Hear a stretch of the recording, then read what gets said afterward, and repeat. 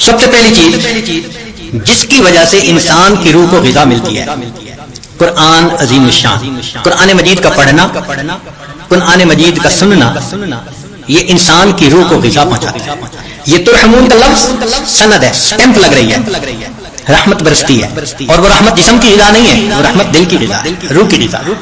جس قرآن مجید کو سننے سے رحمت برستی ہے، اس کو پڑھنے سے کتنی رحمت برستی ہوگی۔ یہاں تو کہا نا کہ جب پڑھا جائے تو تم سنو تاکہ رحمت برسے، تو سننے والے پر رحمتیں برس رہی ہیں تو پڑھنے والے پر کیا رحمتیں برستی ہوں۔ تو اس کا مطلب یہ ہے کہ ہم روزانہ فجر کی نماز پڑھا کریں، تو پھر سورہ یاسین پڑھا کریں، قرآن مجید پڑھا کریں، فوراً اپنی روح کو ناشتہ کروانے کی کوشش کیا کریں۔ اس لیے ابن تیمیہ رحمۃ اللہ علیہ فجر کے بعد اشراق تک مسجد میں بیٹھے رہتے تھے۔ لوگ کہتے تھے کیا وجہ ہے، آپ نے ناشتہ نہیں کرنا؟ تو وہ فرماتے تھے کہ تم اپنے جسموں کو ناشتہ کروا رہے ہو، میں بیٹھا اپنی روح کو ناشتہ کروا۔ تو اس کا مطلب یہ ہے کہ فجر کے بعد تلاوت کا کرنا، تسبیحات کا کرنا، ذکر کا کرنا، یہ انسان کے لیے باطنی غذا کا ذریعہ۔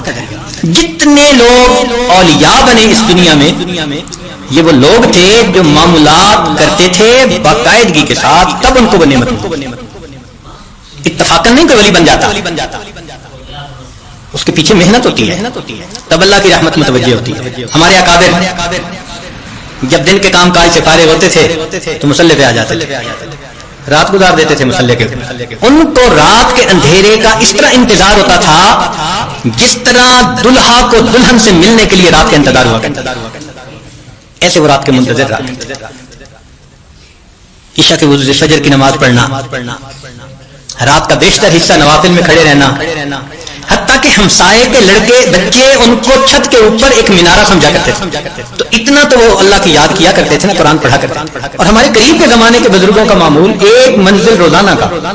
اس عاجز کے والد صاحب حافظ نہیں تھے، مگر پوری زندگی ایک منزل روزانہ پڑھنا ان کا معمول تھا۔ ہم نے بچپن سے لے کے اپنے بال سفید ہونے تک اپنے والد کو ہر جمعرات کو ختم قرآن کرتے دیکھا، ہر جمعرات کو ان کا ختم ہوتا، ناظرہ پڑھتے تھے، تو معمول تھے ان کے۔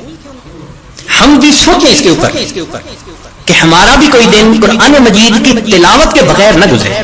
زیادہ نہیں کر سکتے تو چلو تھوڑا صحیح، مگر کریں تو صحیح نا۔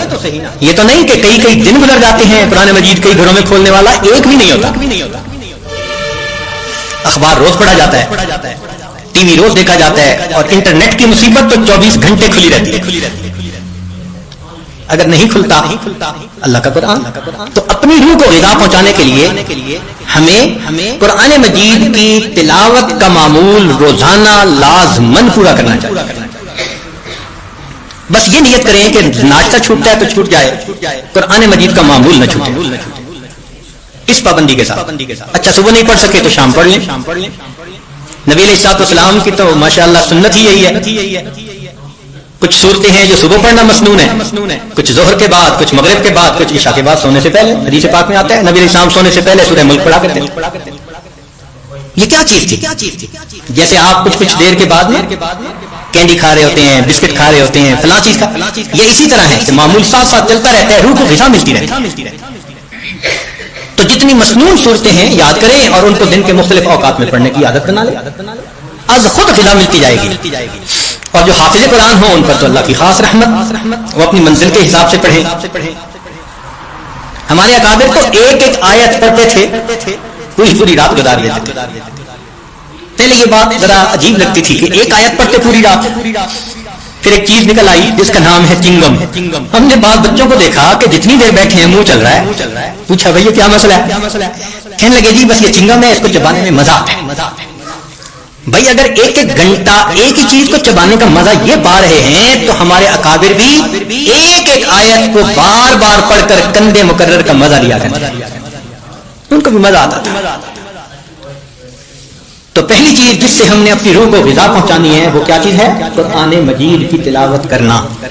صرف ثواب کی نیت نہیں ہونی، ثواب تو ملے گا، یہ بھی نیت ہونی ہے کہ میں نے اس کو آداب کے ساتھ، توجہ کے ساتھ اس طرح پڑھنا ہے کہ اللہ کی رحمتیں برسے اور میرے دل کی ظلمت کو دھو دے۔ دوسری چیز جس سے کہ انسان کے اوپر اللہ کی رحمت برستی ہے اس کو کہتے ہیں استغفار۔ استغفر اللہ ربی من کل ذنب واتوب الیہ۔ قرآن مجید میں اللہ رب العزت نے حکم فرمایا واستغفراللہ، استغفار کرو.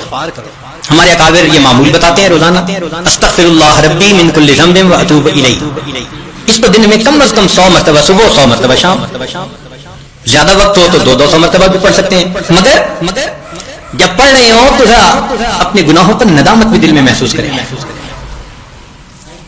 یہ نہ ہو کہ زبان پہ استغفار چل رہا ہے اور دل میں گناہوں کے خیال چل رہے ہیں. رابعہ بصریہ رحمۃ اللہ علیہ فرماتی تھی کہ ہم ایسا استغفار کرتے ہیں کہ اس کے اوپر ہمیں استغفار کرنے کی ضرورت ہے. ہاتھ میں تسبیح، زبان پہ توبہ اور دل گناہ کی لذت میں پڑا ہوا ہے. میرے استغفار کے اوپر تو گناہ بھی کھڑا ہنس رہا ہے. تو ایسا استغفار نہ ہو. صحیح ندامت کے ساتھ ہم استغفار پڑھیں تو اللہ تعالیٰ کی رحمت برسے گی. اللہ رب العزت شاہ فرماتے ہیں اگر یہ استغفار کرتے تو کیا ہوتا؟ اللہ تعالیٰ رحمت برساتے. تو اس کا مطلب ہے یہ گارنٹیڈ بات ہے کہ استغفار کرنے سے اللہ تعالیٰ کی رحمت برستی ہے، انسان کے روح کو غذا ملتی ہے. پھر تیسری چیز جس سے کہ اللہ تعالیٰ کی طرف سے رحمت اترتی ہے، درود شریف کا پڑھنا. حدیث مبارکہ میں آتا ہے جو شخص ایک دفعہ درود شریف پڑھتا ہے اللہ تعالیٰ 10 رحمتیں اتارتے ہیں. تو 10 رحمتوں کا اترنا اس بات کی دلیل کہ روح کو غذا ملتی ہے، نور اترتا ہے انسان کے اوپر. ہمارے مشائخ نے فرمایا کہ 100 مرتبہ صبح اور 100 مرتبہ شام، کم از کم اتنا تو درود شریف ضروری پڑھ لیں. ایک صحابی رضی اللہ عنہ پوچھتے ہیں اللہ کے نبی صلی اللہ علیہ وسلم میں کتنا درود شریف پڑھوں؟ فرمایا زیادہ پڑھ، چوتھائی حصہ. زیادہ پڑھو گے تو فائدہ زیادہ. اللہ کے نبی صلی اللہ علیہ وسلم آدھا حصہ. بھائی زیادہ پڑھو گے تو زیادہ فائدہ. 3 حصے. فرمایا اور زیادہ، 4 حصے. جب انہوں نے کہا کہ میں پورا وقت درود شریف پڑھنے میں لگا دوں گا، نبی اسلام نے فرمایا تیرے گناہوں کو بخش دیا جائے گا اور تیرے غموں کو تیرے سر سے اتار دیا جائے گا. تو درود شریف کے پڑھنے سے اللہ تعالیٰ گناہوں کو معاف کرتے ہیں اور دھوتے. صدیق اکبر رضی اللہ عنہ فرمایا کرتے تھے کہ ٹھنڈا پانی آگ کو اتنا جلدی نہیں بجھاتا جتنا جلدی درود شریف کا پڑھنا انسان کے دلوں کی ظلمت کو مٹا دیتا ہے. سیدنا علی رضی اللہ عنہ فرمایا کرتے تھے کہ اگر اللہ تعالیٰ اور اس کے رسول صلی اللہ علیہ وسلم نے تسبیح، تکبیر، تحمید، تہلیل ان کے فضائل نہ بتائے ہوتے تو میں اپنا پورا وقت درود شریف کے پڑھنے میں گزار دیتا. تو ہم بھی درود شریف پڑھیں کم از کم 100 مرتبہ صبح اور 1 مرتبہ شام. اس سے کیا ہوگا کہ دل کو غذا پہنچ جائے. چوتھی چیز اللہ کا ذکر کرنا، ذکر لسانی یا ذکر قلبی، جیسا بھی معمول ہو. ذکر کے کرنے سے اللہ تعالیٰ کی رحمت اترتی ہے، ان کو رحمت ڈھانپ لیتی ہے. ملائکہ آ جاتے ہیں ان کے اوپر. جہاں لوگ مل بیٹھتے ہیں مختلف جگہوں سے آئے ہوئے اللہ کو یاد کرنے کے لیے.